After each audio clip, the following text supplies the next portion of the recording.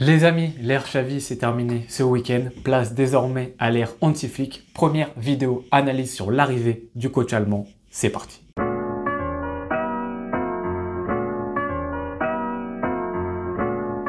Les amis, très content de vous retrouver pour cette vidéo, j'espère que vous allez bien. On se retrouve justement pour la première vidéo d'une mini-série de 2 épisodes sur justement l'arrivée d'Hansi-Flick. La première, comme vous l'avez vu, est consacrée à un petit peu mes doutes et les points positifs de cette arrivée. La seconde sera plus focalisée sur tout ce qui est l'aspect tactique autour de l'arrivée de Flick. Mais commençons justement par mes questionnements, les petites problématiques que je pose sur l'arrivée d'Hansi-Flick. Premier doute que j'ai autour de Hansi-Flick, mesdames et messieurs, c'est autour de son expérience. Et oui, parce que j'entends beaucoup dire qu'il a beaucoup d'expérience, il a beaucoup gagné, etc. dans sa carrière à droite à gauche. Finalement, si on regarde bien, en termes de nombre de clubs dans les grands championnats européens et en termes d'années durant lesquelles il est resté au sommet dans des clubs importants, c'est pas très énorme en fait. Il a été coach d'Hoffenheim de 2000 à 2005. Hoffenheim était à ce moment-là en division 3 allemande. Donc c'est pour dire, voilà, c'est pas non plus le très haut du panier européen, c'est même pas une équipe de moitié de tableau d'un des grands championnats européens, c'est division 3 allemande. Ensuite, il a été adjoint à Salzbourg, ensuite il a été adjoint au Bayern Munich, il a été adjoint en Allemagne, il a été directeur sportif également, mais il a vraiment coaché une grande équipe européenne qu'au moment où il a pris le Bayern de Munich. Et il l'a pris après justement Niko Kovac, donc il a fait tout le reste de la saison à partir de novembre et après il a fait une saison complète. Donc en gros, il aura fait presque 2 saisons seulement au très haut niveau dans une très grosse équipe. Après, il a entraîné la sélection allemande, mais on sait très bien une sélection, c'est pas du tout pareil qu'un club. Donc en termes d'expérience en tant qu'entraîneur dans un grand club, finalement, Hansi-Flick, c'est que 2 ans. Donc, pas mal de doutes justement sur la gestion de l'expérience que ça peut avoir autour de ça. Le deuxième doute que j'ai découle justement de ce petit manque d'expérience. C'est-à-dire que je me pose la question, est-ce que Hansi-Flick est capable de s'adapter à un autre effectif? Il a super bien performé justement avec ce Bayern, avec un effectif donné, avec un style de jeu donné, dans un championnat précis. Est-il capable de s'adapter autre part? On l'a vu avec l'Allemagne. Alors l'Allemagne, le contexte était différent. Oui, c'était une Allemagne en crise, fallait reconstruire institutionnellement, etc. La Coupe du Monde au Qatar qu'ils essayaient un peu de boycotter. Ce que vous voulez, il n'y a pas de problème. Mais c'est quand même un sélectionneur qui avait seulement que 48% de victoire avec l'Allemagne. Donc même une Allemagne en crise, 48% de victoire, c'est pas beaucoup du tout. Et moi, j'ai beaucoup de questions justement sur le fait de, est-il capable avec un autre effectif, parce que là, c'est pas le même effectif de Cyborg qu'il va avoir du côté du FC Barcelone, c'est capable aussi de s'adapter à un autre championnat. La Liga, on sait que c'est pas la Bundesliga, hein. Hansi-Flick, on va en parler juste après, il était beaucoup dans la verticalité, etc. La Liga, on sait, c'est des blocs bas, ça peut être des blocs très regroupés, c'est plus la possession à certains moments, etc. Il faut savoir s'adapter. C'est un doute, attention, ce n'est pas du tout un malus que j'ai, mais c'est un doute, est-ce que Flick est capable de s'adapter?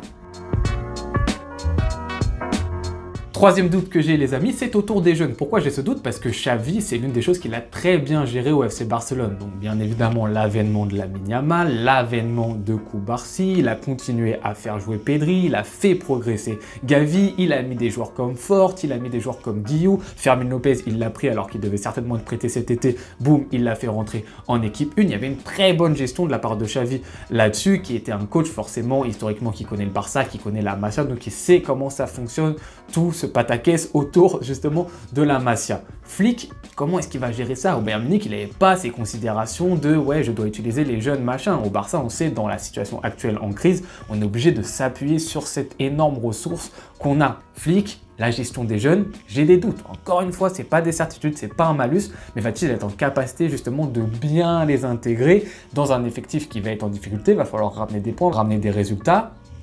Petit doute. Quatrième doute que j'ai, c'est justement, je viens un petit peu d'en parler, c'est autour de la crise du FC Barcelone. Tout d'abord, Flick est-il en capacité de contenir et de subir tout ce qui va se passer autour du Barça en rapport avec cette crise? Tout d'abord, économiquement, avoir un président qui te dit « Ah bah non, désolé, lui on peut pas le recruter, lui on peut pas le recruter, ça va être compliqué, lui il va falloir s'en séparer parce qu'il va nous ramener telle somme d'argent, etc. » Comment est-ce qu'il va gérer ça? Voilà, en plus on sait en Liga, les médias, etc.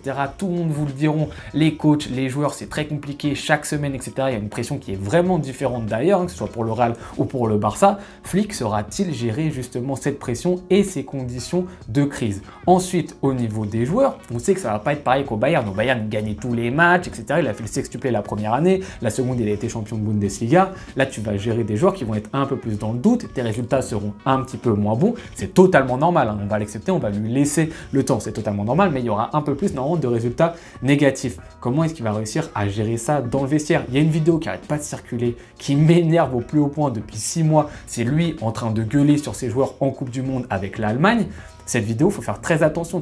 Pourquoi? Pour deux choses. Déjà, gueuler sur ses joueurs. À aucun moment, on sait qu'au niveau du management, c'est quelque chose d'important et c'est quelque chose de bénéfique. Crier sur son vestiaire. Je vois beaucoup de trucs en mode, regardez, là, ça va filer droit. Pedri, Gavi, Araujo, etc. Sous Flick, il va crier comme ça dans le vestiaire. Boum, tout le monde va être carré. C'est pas comme ça que ça marche. Au niveau manager, vous parlez à n'importe quel coach. C'est pas en criant sur ses joueurs tout le temps, H24, que ça peut fonctionner. Et ensuite, deuxième point, de tout ce que j'ai entendu à droite, à gauche, de tout ce que je vois, de tout ce que je lis, Hansi Flick, il a un système manager là qui est très calme, qui est très dans l'humain justement. Donc cette vidéo, elle reflète pas du tout le management de Flick, pas du tout. Je pense même que Xavi, il gueule plus que Flick dans le vestiaire, ce qui n'est pas forcément, encore une nouvelle fois, une bonne chose. Et donc on en revient au doute principal qui est la gestion de crise de la part de Flick, au niveau justement de l'institution et de la direction de ne pas avoir énormément de pouvoir, et au niveau du vestiaire, est-il capable de gérer des crises et des résultats moins bons? Cinquième et dernier doute, les amis, c'est plus sur le fait de ramener Flick. C'est pas forcément sur lui, c'est vraiment l'idée de dire pourquoi Laporta il ramène Flick. Laporta, son mandat, il va pas durer 1000 ans encore. S'il a envie de se faire réélire, s'il a envie de faire élire ses proches, etc., il faut qu'il gagne. Il faut qu'il gagne immédiatement. Donc ce qu'il fait avec Flick, il lui propose un contrat de 1+1. Il ramène un coach qui a gagné très rapidement au Bayern Munich, justement pour montrer à tout le monde, regardez les gars, maintenant on est de retour, le Grand Barça, on va gagner tout de suite. Or, selon moi, ça n'est peut-être que mon avis, mais j'ai l'impression que c'est aussi l'avis de beaucoup d'entre vous, ce n'est pas la bonne méthode. Il ne faut pas chercher à gagner tout de suite, avoir ce prisme de « il faut remporter la Ligue des Champions rapidement, super vite, etc. » Non, il faut avoir une vision sur le long terme, être calme pour dans 2-3 ans, là, être très performant. Selon moi, c'est ça la méthode qu'il faut adopter. Et pas juste se plier aux lois de le résultat décide de tout et si tu gagnes, t'es le meilleur, etc. Il faut gagner tout de suite maintenant et après dans 2-3 ans, par contre, on s'en fiche, on verra, on prendra un autre coach et on verra ce qui se passe et on tirera les dés au hasard, peut-être ou pas, ça marchera. Selon moi, ce n'est pas la bonne méthode. En tout cas, c'était mon dernier doute. Passons maintenant au point positif et on a tout autant avec l'arrivée de Flick au Barça. Premier point positif, les amis, on a parlé au début de la vidéo justement de l'expérience de Flick qui n'était pas énorme en termes de durée, en termes de clubs différents, mais en tout cas, lorsqu'il est passé au Bayern Munich, même si ce n'était pas ultra longtemps, il a accumulé de l'expérience dans les résultats, il a gagné une Ligue des Champions, il a été très loin dans une compétition importante, donc il sait maintenant gérer ce genre d'événements. En plus de ça, il était dans une institution, on sait que le Bayern Munich, la direction sportive, c'est très compliqué, c'est très différent des autres clubs. Tu arrives vraiment dans un club important avec une structure et une politique qui a ses particularités. Donc là, il arrive au Barça. Alors, il va peut-être justement être surpris par ce qui se passe, se dire c'est vraiment, ça fonctionne vraiment n'importe quoi, mais en aucun cas, il aura peur de cette direction. Et ça, c'est très important parce qu'il a su justement gérer la pression d'une direction comme celle du Bayern Munich. Donc là-dessus, c'est très important. En plus de ça, il a été sélectionneur de l'Allemagne, il a fait une Coupe du Monde, donc encore plus d'expérience. Faire une Coupe du Monde, malgré le fait, encore une fois, qu'il ait fini 3e de son groupe, c'est quand même quelque chose d'important. Donc au niveau de l'expérience dans les grands rendez-vous, pas en termes de durée, c'est un point très positif et le fait qu'il ait déjà été dans une institution très importante. Deuxième point positif les amis, et je pense que c'est le plus simple de tout, c'est justement le déclic. Il y a l'arrivée d'un nouveau coach, forcément ça crée une dynamique qui est différente. Déjà en tant que supporter, qu'on ait été justement pour que Xavi s'en aille ou qu'on ait été pour le fait que Xavi prolonge, dans les deux cas, on a hâte de voir ce que Flick va faire. On a hâte justement parce qu'il va y avoir du changement, va y avoir un staff qui va arriver, va y avoir une formation qui va peut-être être différente, va y avoir peut-être aussi un mercato qui va être différent. Donc vraiment, ça crée une ambiance générale de changement. Il y aura également un déclic au niveau certainement des joueurs. Il y a beaucoup de joueurs qui aimaient beaucoup Xavi. On l'a vu, hein, les nombreux messages de départ et d'adieu. C'était quelqu'un aussi de très aimé dans le vestiaire Xavi. Mais il y en a pour qui ça va peut-être amener quelque chose de différent. Ok, nouveau coach, nouvelle mentalité, quelqu'un qui vient un peu hors du sérail du Barça, etc. etc. Ça peut créer des mini déclics, même pour des joueurs qui étaient un peu moins en confiance, etc. Ça peut aussi les aider. On se rappelle aussi que ce déclic, il a très bien marché au Bayern Munich, justement, quand il a repris la place de Kovac en novembre, bah, c'est l'année où il fait le sextuplé. Donc, c'est vraiment un point positif. L'arrivée de Flick ramène un déclic, que ce soit pour la direction, que ce soit pour nous les supporters et que ce soit pour les joueurs. Et justement les amis, on arrive donc sur le troisième point positif de l'arrivée de Flick, c'est au niveau de la direction.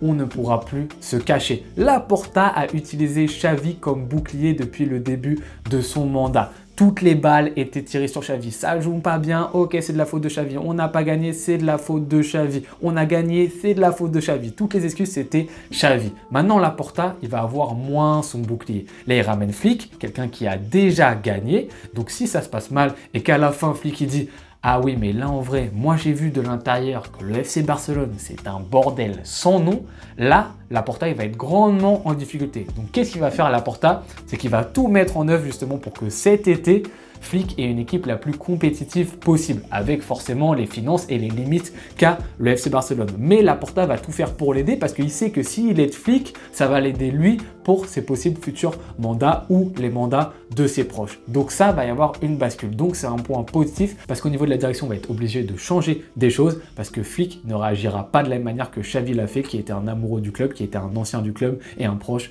un peu de Laporta.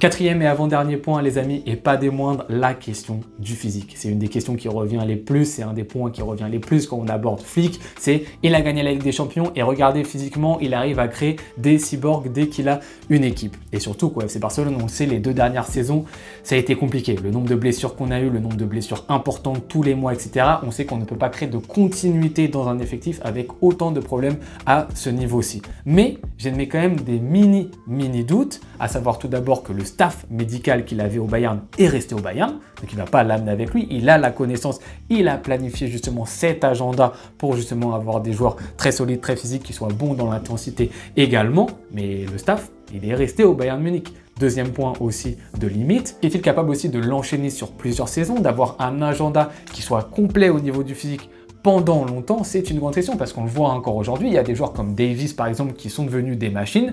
Bah ça fait 2 saisons, 3 saisons, Davis il se blesse très régulièrement, il a des problèmes physiques, justement peut-être parce qu'il y a eu une surcharge à un moment. Goretzka est jamais revenu à un niveau qu'il avait justement sous Flick. Donc il y a aussi la question de est-ce que physiquement faire ça pour ces joueurs, c'est une bonne idée sur le long terme? Je laisse quand même ce point dans le positif parce que tu as un coach qui sait comment ça fonctionne et qui met de l'importance là-dessus. Et ça reste très positif parce que pour moi, justement, ça a été un des problèmes de cette année. Maintenant, on verra si le problème, ça venait du staff ou si justement, tu as des fragilités au niveau de tes joueurs de base. On verra bien ça. Mais en tout cas, ça reste un point positif. Justement, oui, parce que Flick va mettre un point d'orgue sur ce niveau-là.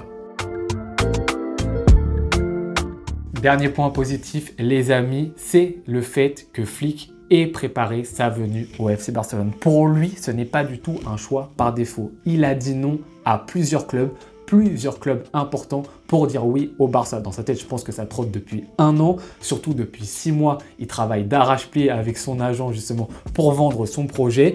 Il a rencontré les dirigeants du Barça, il a bien vendu le projet, alors qu'apparemment, encore une fois, c'est pas des informations sûres, mais Laporta au tout départ n'était pas emballé. Donc c'est qu'il a proposé quand même quelque chose d'assez intéressant. Il travaille le dossier depuis longtemps, apparemment même il a appris à parler l'espagnol, etc. Donc c'est quelqu'un qui vient et qui connaît les problématiques qu'il faut régler au Barça. C'est pas un mec, on l'a pris les 3-4 dernières semaines, il sait pas trop où est-ce qu'il va et puis hop, faut qu'il s'adapte, machin. Non, il a bossé le sujet. Donc ça, c'est très intéressant. Donc tactiquement, il va savoir quoi mettre en place. En tout cas, il a au moins une idée. Et justement, les amis, en parlant de tactique, je vous invite à regarder la prochaine vidéo qui sortira sur la chaîne, consacrée justement à ce qui est capable de mettre en place Flick avec une équipe, notamment le Bayern de Munich, l'année où ils ont tout remporté. Mais voilà, c'était important pour moi de faire une vidéo des plus et des moins où on ne s'attaque pas spécifiquement à ce qui va se passer sur le terrain et ensuite quand même de consacrer une vidéo entière à ce qui va se passer sur le terrain parce que c'est ce qui reste le plus important pour nous. Les amis, je vous remercie beaucoup d'avoir regardé cette vidéo jusqu'au bout. On se retrouve très bientôt pour une nouvelle. Je vous souhaite bonne journée ou bonne soirée en fonction de quand est-ce que vous la regardez. Ciao.